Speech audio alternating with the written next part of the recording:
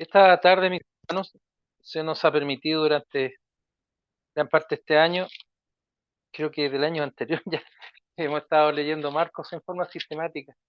Creo que ha sido un buen tiempo porque el Señor nos permite conocer de su palabra y profundizando eh, en su mensaje, en su enseñanza, la enseñanza de nuestro Señor Jesucristo. Recordemos que muchos piensan que este fue el primer evangelio que se escribió y, y fue muchos también los estudios permitirían concluir que fue Pedro el que fue dictando las líneas y Marcos fue el escribiente de las predicaciones y cuando Pedro estaba encarcelado. Y eso, eh, bueno, eso lo podríamos decir histórico, un dato anecdótico, porque lo importante es que el Señor nos está hablando a nosotros, el Espíritu Santo nos habla a nosotros directamente. Y esta tarde, mis hermanos, continuaremos con nuestra lectura que comenzamos la semana antes pasada, del capítulo 13.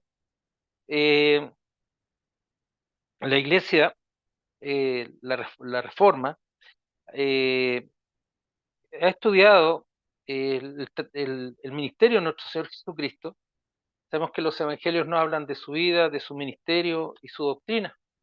Y, y el hecho del ministerio de nuestro Señor Jesucristo no solamente estuvo radicado en la enseñanza, sino también sabemos por la misma palabra y por los testimonios que existen, que el Señor también hizo grandes milagros y era considerado un varón justo, santo, bueno. Es un varón que el Señor permitió en su infinita misericordia enviar a su Hijo, siendo Dios, nos dice la palabra, no se aferró para humillarse haciéndose hombre. De esta manera, podemos hablar de lo que hemos llamado o lo que se llaman los oficios de Cristo. Los oficios de Cristo, de nuestro Señor Jesucristo, son las tareas, en forma muy simple. Es una doctrina muy hermosa que uno al estudiarla y escudriñar en la palabra se va dando cuenta de lo impactante que es. Y no, hay tres oficios principales que podemos señalar, que es el oficio de rey, nuestro Señor, nuestro Salvador. Eso lo podemos ver en Segunda Pedro, capítulo 1 y 2, que nos describe las características de nuestro Señor Jesucristo, de este oficio del Señor, de nuestro Rey, a quien le debemos todo honor, honra y gloria. Él entregó su vida por nosotros, para el perdón de nuestros pecados.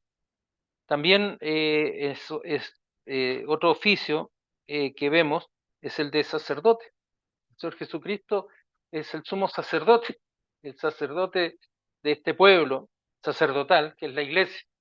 Y vemos cómo el Señor Jesucristo no solamente dirige al pueblo en su relación hacia el Señor, sino que Él también se ofrece como víctima, como cordero sacrificado para el perdón de nuestros pecados. Y sabemos que nuestro Señor Jesucristo resucitó al tercer día. No debemos de olvidar nunca el amor de Cristo, su entrega, su muerte y su resurrección para el perdón de nuestros pecados. Ante el arrepentimiento del hombre, de los pecadores, el Señor obra. Ante la declaración de que el Señor Jesucristo es nuestro Rey y es nuestro Señor, hacemos una declaración de fe. El apóstol Pablo dice en 1 Corintios 15, capítulo bastante extenso, que desarrolla precisamente la resurrección de nuestro Señor Jesucristo y también la resurrección de los santos. No podemos pensar, imaginarnos, estoy parafraseando, dice el apóstol Pablo, que pudiéramos pensar que no hay resurrección de los muertos. Seríamos los más pobres de los hombres, lo más inocuo de los hombres, pensar que, o sea, si no tuviéramos la esperanza, seríamos los más pobres de los pobres, entendiendo que no habría esperanza de vida y de vida eterna. También vemos el oficio de profeta. Profeta es una palabra que significa mensajero. Señor me envía mensajeros. En este estábamos conversando, no sé si alguno escuchado, pero en Hebreos primero, en la carta a los Hebreos, en el capítulo 1, versículos 1 y 2, nos habla Dios habiendo hablado muchas veces y de muchas maneras, dice, en otro tiempo a los padres por los profetas, significa que a los padres, a los antiguos, Dios les habló a través de los profetas, en otros tiempos y de muchas maneras. Estábamos recién conversando que Dios usó la palabra escrita, la palabra verbal, oíd, dice el Señor, y también hasta los animales hablaron, mostrándonos cómo el Señor nos habla de la multiforme manera de hablarnos, y lo hizo muchas veces, no solamente una vez, sino muchas veces habló a su pueblo. Y en estos postreros días, es decir, en estos tiempos, nos ha hablado, ¿por quién? Por el Hijo, a quien constituyó heredero de todo y por quien asimismo hizo el universo. Es el oficio de profeta de nuestro Señor Jesucristo, de traer el mensaje de Dios a la humanidad, el mensaje de salvación, el mensaje de vida eterna, el mensaje de arrepentimiento de nuestros pecados, el mensaje por el cual el pueblo es llamado, no solamente el pueblo de Israel histórico, sino nosotros el injertado, el de Israel espiritual. Y es así como el Señor, ahora en el capítulo 13, comienza un discurso que es bastante extenso de carácter escatológico, del fin de los tiempos. El Señor Jesús ha hablado muchas veces a través del Evangelio de Marcos de aspectos que hablan sobre el reino de Dios, sobre el poder de su soberanía como rey, como soberano sobre la creación. Pero ahora el Señor nos habla de algo del futuro, de lo que va a ocurrir y lo que va a acontecer. Y es importante considerar que este discurso, lo vamos a leer de forma inmediata para recordar, fue dicho a sus discípulos, es dicho a la iglesia. Veamos lo que nos dice el capítulo 13 y leamos del versículo 1 al 7. Dice así la palabra del Señor. Marcos capítulo 13, versículos 1 al 7. Saliendo Jesús del templo, le dijo uno de sus discípulos, Maestro, mira qué piedras y qué edificios. Jesús respondiendo, le dijo, ¿ves estos grandes edificios? No quedará piedra sobre piedra que no sea derribada. Y se sentó en el monte de los olivos, frente al templo. Y Pedro, Jacobo, Juan y Andrés le preguntaron aparte, dinos, ¿cuándo serán estas cosas? ¿Y qué señal habrá cuando todas estas cosas hayan de cumplirse? Jesús, respondiéndoles, comenzó a decir, mirad que nadie os engañe, porque vendrán muchos en mi nombre diciendo yo soy el Cristo y engañarán a muchos. Mas cuando oigáis de guerra y de rumores de guerra, no os turbéis, porque es necesario que suceda así, pero aún no es el fin. Que el Señor nos bendiga en la lectura de la Santa Palabra. Hemos leído, hace un par de semanas atrás, vimos cómo el Señor, saliendo del templo, y vemos cómo el Señor ha tenido una extensa actividad de diálogos, podríamos decir, de muchas reuniones, actualmente muchos diálogos con distintas personas, con fariseos, herodianos, con los saduceos, con los escribas, con las autoridades, con los sacerdotes, y gente también que se acercaba al Señor. Había muchos diálogos que recoge el Evangelio de Marcos, con muchos detalles, y que nos habla que no solamente hay un aspecto en los cuales el Señor estaba atento ante los ataques que el Evangelio o la fe o la palabra pueden recibir los fariseos, aquella fe falsa, exterior, los herodianos, que aquellos que llevan la cultura al interior de la iglesia también. Yo no estoy diciendo que nosotros vivamos aislados como una secta, pero hay costumbres del mundo que llegan y que se enquilocinan, está bien dicho, se instalan dentro de la vida de la iglesia y por lo tanto hacen que la iglesia se desvíe de la doctrina. Hay la doctrina mal enseñada también a través de los escribas, que eran hombres estudiosos de la palabra, pero habían olvidado el sustento de la palabra, que oye Israel, el Señor uno es, el Señor Dios es nuestro Dios, no es otro, sino que es Dios. De esta manera también nos va enseñando el amor hacia el prójimo.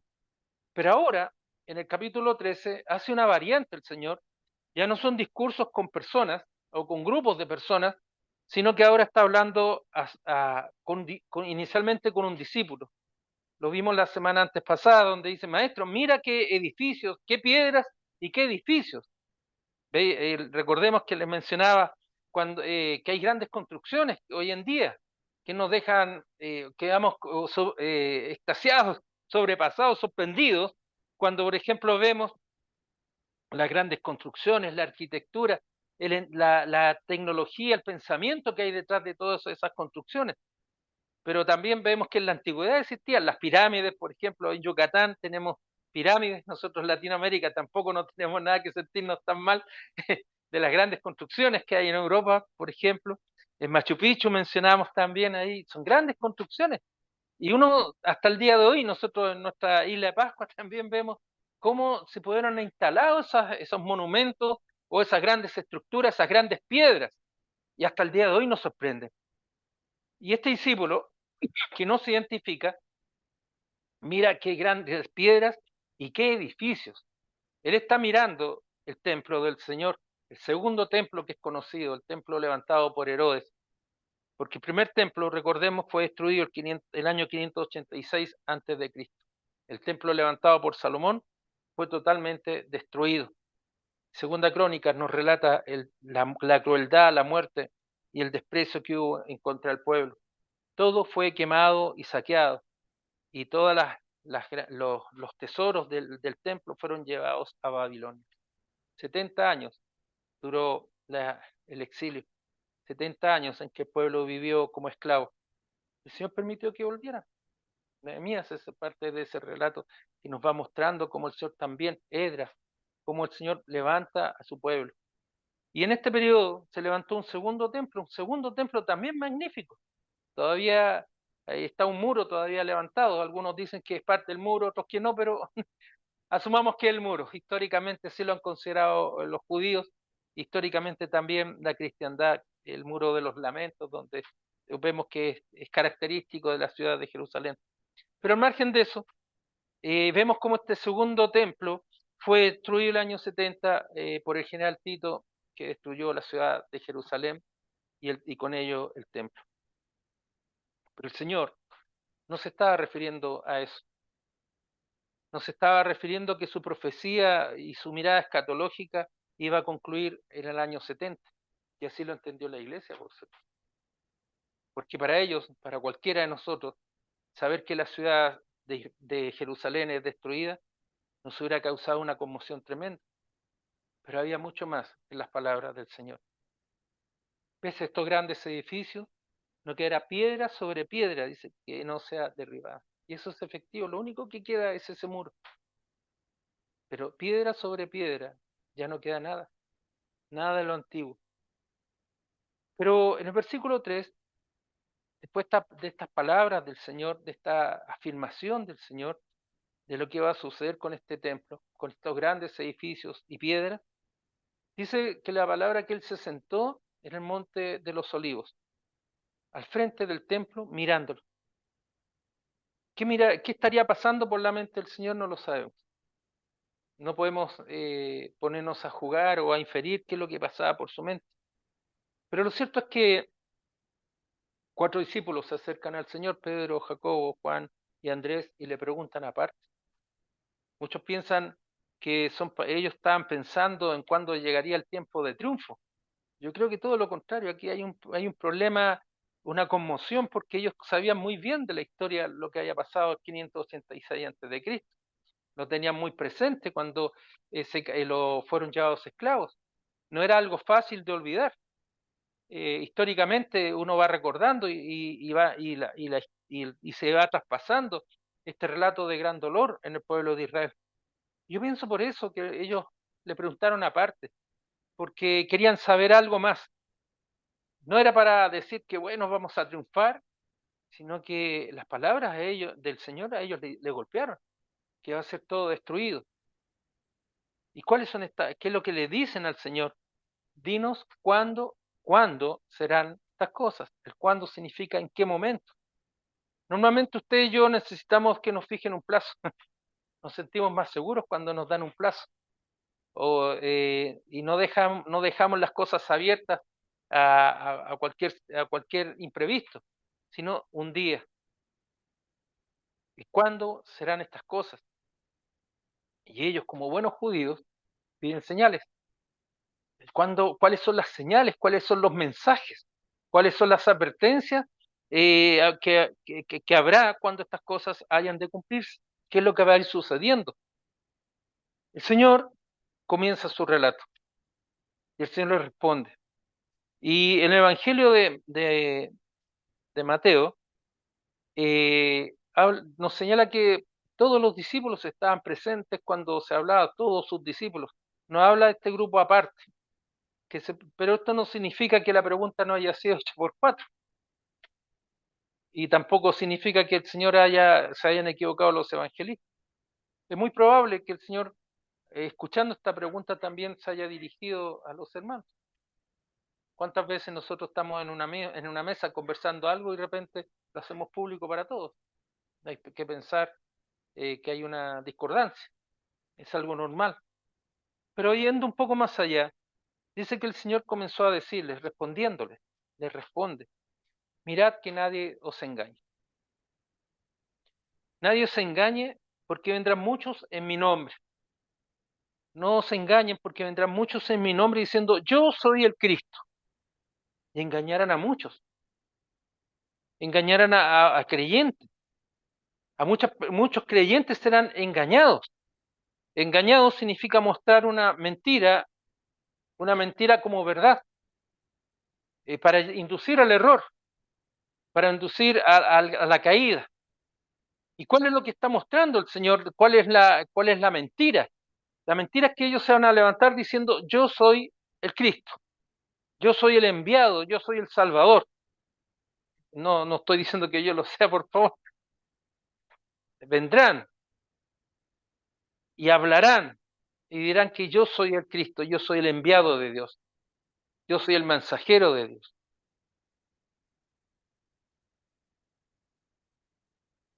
En muchas personas hoy en día ocurre, tanto dentro del mundo evangélico como en otras religiones, que hay personas que se arrogan el título de Cristo o de enviado del Señor.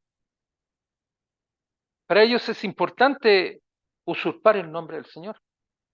Es eso, cuando yo me hago pasar por otro, estoy usurpando el nombre de otro, estoy usurpando la personalidad de otro. Si yo digo que soy tal persona y no lo soy, estoy mintiendo. Esto lleva al engaño.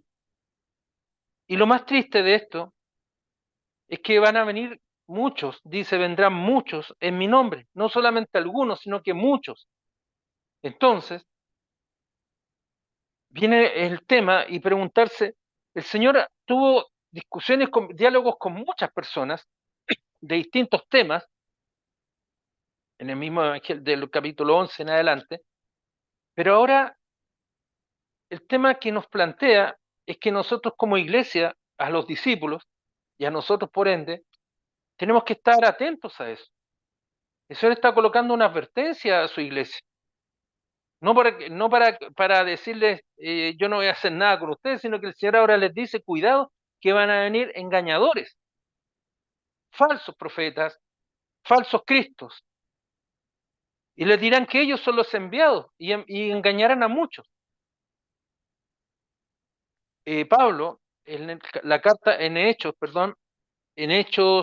20, nos dice, mirad, por tanto, 28, por tanto, mirad por vosotros y por todo el rebaño en que el Espíritu Santo os ha puesto por obispos, para apacentar la iglesia del Señor, la cual él ganó por su propia sangre. Porque yo sé que después de mi partida entrarán en medio de vosotros lobos rapaces, que no perdonarán al rebaño. Es una advertencia que el Señor ha dicho, que el apóstol Pablo expone a los hermanos en su partida. Cuando él está disponiendo, cuando se despide en Mileto, de Grecia, con los ancianos, después cuando ha iniciado su viaje a Éfeso, les advierte a los hermanos, tengan cuidado. Es la misma advertencia que ha hecho el Señor Jesús. Mirad, mirad, que nadie os engañe. Y también vemos, por ejemplo, el apóstol Pablo, también hablando a Timoteo, la segunda carta a Timoteo, nos dice algo muy semejante, muy parecido. Nos dice lo siguiente: huye de las pasiones juveniles y sigue la justicia, la fe, el amor y la paz, con los que de corazón limpio invocan al Señor. Pero desecha las cuestiones necias e insensatas, sabiendo que engendran contiendas. Porque el siervo del Señor no debe ser contencioso, sino amable para con todos, apto para enseñar, sufrido, que con mansedumbre corrija a los que se oponen, a los que se oponen. Porque, por si quizás Dios les conceda que se arrepientan para conocer la verdad y escapen del lazo del diablo en que están cautivos a voluntad de él. Pero luego agrega algo más.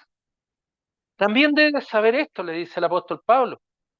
Aléjate de tus pasiones juveniles, no seas contencioso, corrige con mansedumbre, pero ahora le dice que en los postreros tiempos, capítulo 3 de 2 Timoteo, que en los postreros tiempos vendrán tiempos peligrosos, porque habrá hombres amadores de sí mismos, avaros, vanagloriosos, soberbios, blasfemos, desobedientes a los padres, ingratos, impíos, sin afecto natural, implacables, calumniadores, intemperantes, crueles, aborrecedores de lo bueno, traidores, impetuosos, infatuados, amadores de los deleites más que de Dios. Y dice que estos son los que se meten en las casas y llevan cautivas a las mujercillas cargadas de pecados, arrastradas por diversas concupiscencias. Y el versículo 3:13 dice, más que los hombres, perdón, 12, y dice, y también todos los que quieren vivir piadosamente en Cristo Jesús padecerán persecución, mas los malos hombres y los engañadores irán de mal en peor, engañando y siendo engañados. Pero persiste tú en lo que has aprendido desde la niñez, en lo que has aprendido y te persuadiste. Y habla de la Escritura. La Escritura inspirada por Dios. ¿Útil para qué? Para enseñar, para redarguir, para corregir y para instruir en justicia. Nadie os engañe. ¿Cómo usted, hermano, cómo usted, hermana amada, va a conocer si está siendo engañado o no? Conociendo la verdad, escudriñando la palabra, estudiándola, leyendo, preguntando a los hermanos, buscando respuestas sabias, buscando respuestas no que me justifiquen a mí, no que justifiquen mis pensamientos, sino que sea el entendimiento común y espiritual de la Santa Palabra. Porque vendrán engañadores. ¿Y cómo uno sabe si hay un engaño o no? Conociendo la verdad. Y eso nos dice el Señor, mirad que nadie os engañe. Mi pueblo pereció, dice el profeta, por falta de conocimiento. Que nadie os engañe, porque muchos vendrán, yo soy el Cristo, y hay un solo Señor, que es nuestro Señor Jesucristo, que es Jesús, Dios hecho hombre.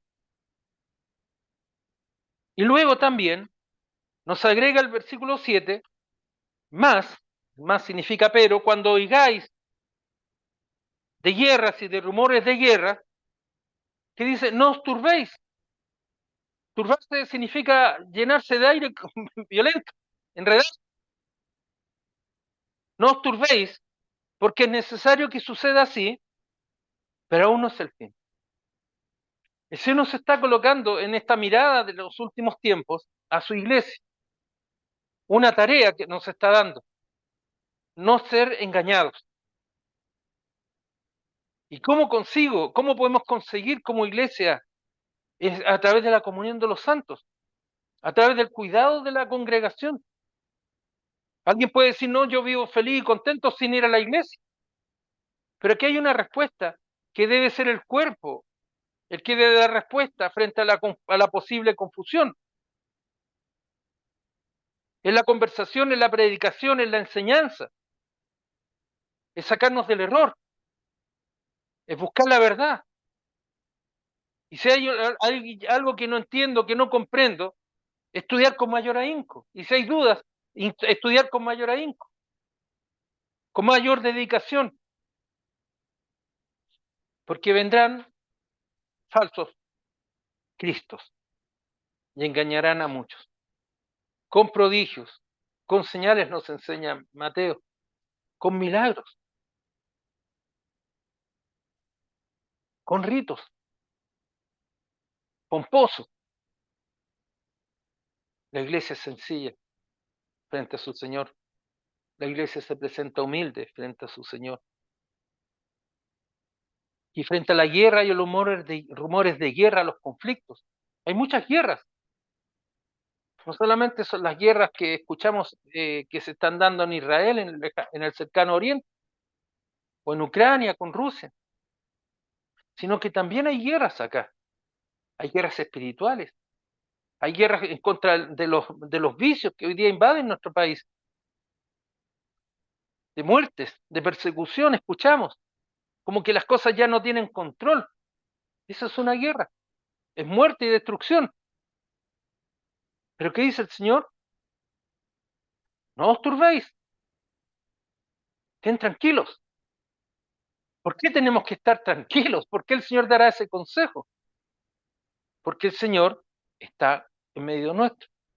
Porque el Señor ha dicho en su palabra, en el Evangelio de Juan, que cuando Él no esté, enviará un consolador, el Paráclito, al Espíritu Santo, que habita en cada uno de nosotros, que habita en la iglesia, que nos guía, que nos llena de paz, de entendimiento, el que nos da claridad, el que nos hace reconocer y entender el don de Dios que Él nos regala, que es la fe. Mis amados hermanos, no os turbéis, estar en paz, tranquilos. ¿Es difícil estar en paz cuando hay conflicto? Claro. ¿Es difícil estar en paz o tranquilo cuando está la guerra desatada? En nuestras propias guerras que tenemos nosotros. Hay guerras que no buscamos y aquí están. Entonces, mis amados hermanos, aquí el Señor habla a sus discípulos, habla a su iglesia y nos habla a nosotros. Mirad que nadie os engañe, que nadie os engañe. No os turbéis, porque es necesario que esto suceda. ¿Es bueno? Las guerras no son buenas, pero forma parte del plan de Dios, el plan de redención, el plan de vida que es revelado en cada uno de nosotros. Vamos a concluir acá, mis amados hermanos, pensando en esos dos entendimientos que el Señor nos da. No ser engañados y no turbarnos. Estar tranquilos, porque el Señor está con nosotros. Oremos. Padre bueno, Señor amado, damos gracias, Señor, por su palabra. Gracias, Señor, porque su palabra es la que habla en nuestras vidas, Señor. Pedimos, Señor amado, para que tú cuides, Señor, a tu pueblo, Señor, en los postreros tiempos, Señor. Que vendrán hombres salvajes, egoístas, vanagloriosos. Hombres que se declararán ser el Cristo, ser el Salvador de la humanidad, Señor. Pero eres tú solamente, nuestro Señor Jesucristo, quien es nuestro Salvador, a quien reconocemos como nuestro Rey y nuestro Señor. Te pedimos, Señor amado, de tu paz para cada uno de nosotros. Que no se confunda, que no se turbe nuestro corazón, Señor. Que no desesperemos, Señor amado, frente a las adversidades, frente al dolor, frente a las luchas, Señor. Y le pido, Señor amado, para que usted llene de paz a cada uno de nosotros, Señor, porque sabemos que estamos siendo cuidados, Señor, por su misericordia, Señor, y por el obrar del Espíritu Santo en nuestras vidas. Gracias, Señor bueno, porque usted, Señor, habita en medio nuestro. Gracias, Señor Santo, porque como iglesia, Señor, podemos proclamar su nombre, Señor, y dar gracias, Señor. Señor amado, levanta tu obra en medio de los tiempos, Señor. Que sea tu palabra, Señor, la que se escuche. Que sea tu voz, Señor, la que sigamos. que sea tu enseñanza, Señor, la que aprendamos, Señor amado. Gracias, Señor, porque tú nos llenas de consuelo, nos llenas de paz. Gracias, Señor bueno. En el bendito nombre de nuestro Señor Jesucristo. Amén.